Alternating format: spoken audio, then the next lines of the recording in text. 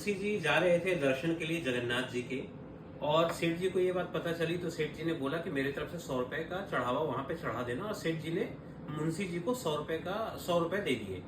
अब जब मुंशी जी निकले 100 रुपए लेके कि चलो अपना भी लेके निकले और साथ में सेठ जी का दिया हुआ 100 रुपया, जब वो पहुंचने ही वाले थे जगन्नाथ दर्शन धाम के लिए पुरी के नजदीक, तो उनको एक थोड़ी देर पहले एक साधुओं का जत्था मिला, जो लोग काफी भूख से बिलबिला रहे थे, जिनके पास खाने के लिए कुछ नहीं था, पीने के लिए कुछ नहीं था, उनका हालत काफी खराब था।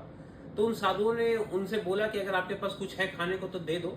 तो उन्होंने बोला सेठ जी ने 100 रुपए दिया है, मैं इसमें से कुछ पैसे खर्च करके खिला देता हूँ और बाकी जो बचेगा जगन्नाथ जी को चढ़ा दूंगा। सेठ जी को कहाँ ही पता चलने वाला है।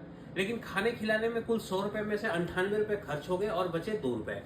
अब सेठ जी ने मुंशी ने सोचा कि चलो अब जो हुआ खर्च हुआ, अभी क्या करें, सेठ जी को पता तो चलना है नहीं, तो मैं 2 रुपए जो भी है वो चढ़ा देता हूँ। तो जगन्नाथ जी के दर्शन करने गए तो 2 रुपए उन्होंने चढ़ा दिया।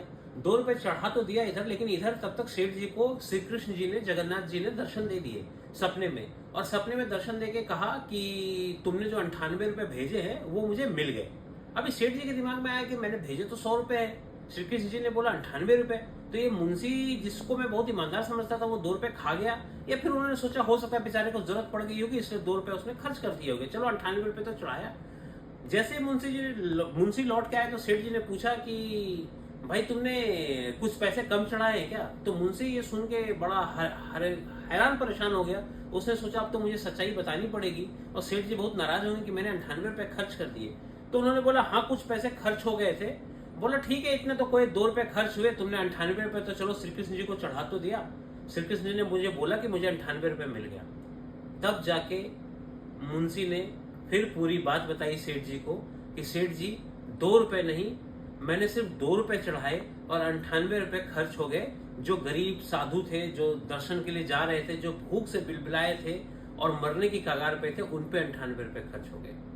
तो दोस्तों इस बात को आप समझिए कि जो सच्ची सेवा है, जो भगवान भी पसंद करते हैं जो सेवा, वो सेवा है गरीबों की सेवा। हम मंदिर में चढ़ावा जरूर चढ़ाएं, लेकिन अगर आपको गरीब मिले, कोई दुखियारा मिले जो खाने से बिलबिला रहा है, अगर आप उसको खिलाएंगे, उसकी सेवा करेंगे, तो मंदिर में चढ़ाए हुए दान से कहीं अधिक भगवान इस चीज के लिए प्रसन्न होंगे। धन्यवाद।